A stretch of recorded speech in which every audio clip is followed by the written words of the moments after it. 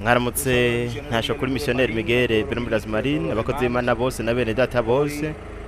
Uyu munsi kwa kabiri tariki 15 z'ukwicumi mu mwaka wa 2022 turashimira data wo mwijuru kuba yaraturungikiye marayika we ntumwa William Soto Santiago azanye ubutumwa bwaduhamagaye bwatwegeranije budushira mu gihe cibiruka bizifuruka hamwe n'ikiringo c'ubwami ari naco muri na myaka ya nyuma twaramaze kucinjiramwo mu mwuzuro kandi Imana yamye ikorera mu ishengero ryayo mu ntambuko ihuye n'iki gihe ca nyuma.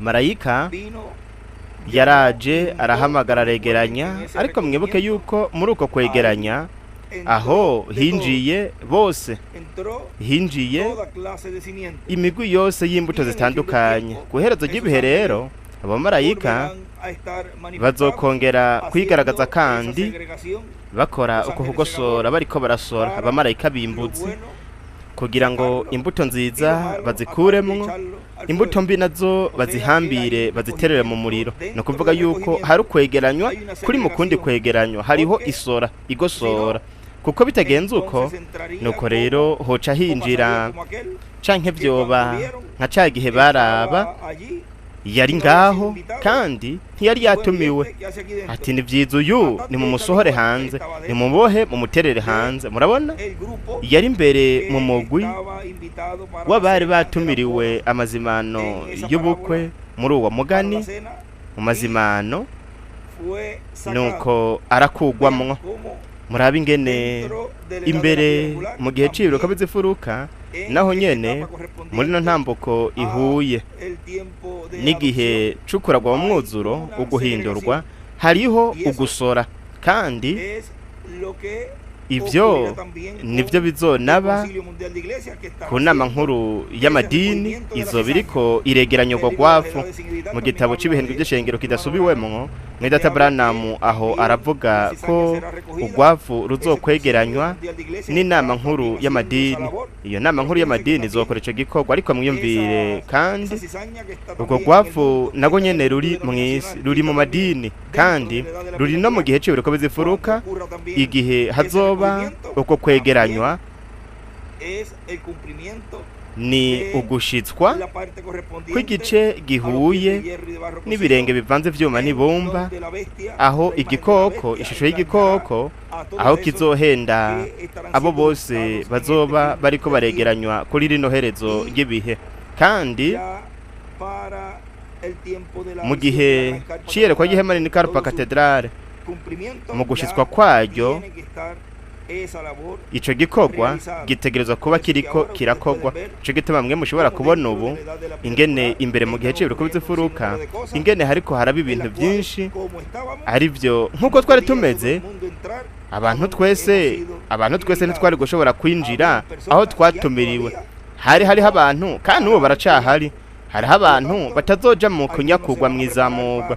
Nico gituma bamwe bazokwitegura kugira ngo batange ubuzima bwabo mu karaga gakomeye, abandi nabo bazokwegeranywa n'ishusho y'igikoko kandi bazoshirwa kw'ikidodo c'igikoko. Ivyo kandi bibera imbere mu gihe cibiruka bizifuruka, aho hariho abantu bazokugwamwo muri ico gihe, kuko atari ico gihe nabo mu rwafu. Ivyo vyose nivyo marayika w'Umwami Yesu Kristo yazanye, ariko arashingira intahe ibintu vyari kuba biriko biraba kuri rino herezo ry'ibihe. Ni kuvuga ngo ibintu byose yavuze canke aravugishwa canke yerekana bizoba biriko biraba mu gihe cibiruka bizifuruka hamwe n'ikiringo c'ubwami, byose bizoba biriko birashitswa muri kino gihe ca nyuma mu mwuzuro.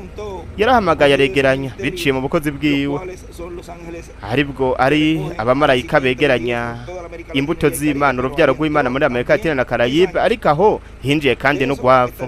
Ivyo tuzobivuga ko mu buryo bwagutse muri zino nyigisho zikurikira, kugira ngo Imana ibandanye kutumenyesha ibintu byose marayika w'Umwami Yesu Kristo yatweretse, ariko arashingira intahe muri buno butumwa bwiza bw'igihe cibiruka bizifuruka, ashingira intahe bizoba biriko biraba muri kino gihe, ko ari no herezo ry'igihe mu gihe kigufi, arico gihe aho we azotanga kwizera ko guhindurwa, kwizera ko kunyakugwa abatanjwe n'Imana mu gushizwa kwiyera kwa gihema, azoba ariko aratanga inyigisho izo dukeneye cyane kugira ngo turonke bityo ukwizera ko kunyakugwa.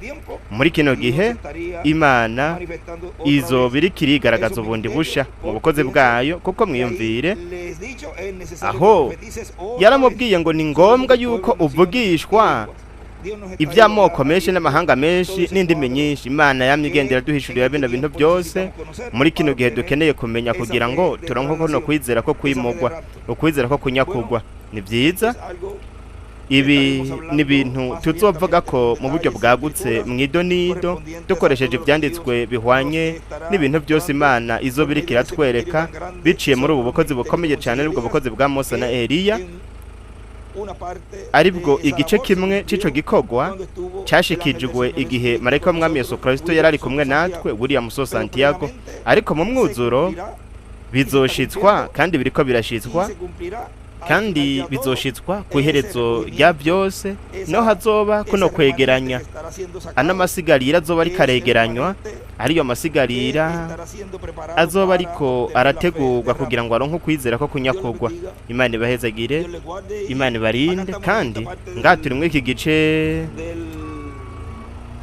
gice c'imbere mu gwinjiro gw'ihema rinini Karupa Cathedrale, turiko turatera ibyatsi, nuko tubandanye n'ibindi byose tuzokora mu gwinjiriro nyamukuru gw'ihema rinini Karupa Cathedrale. Hanyuma tuzobereka muri video mu minsi ikurikira ibibanza birimwo amatankisi y'amazi, ahari amapompe y'amazi, ibyo byose kugira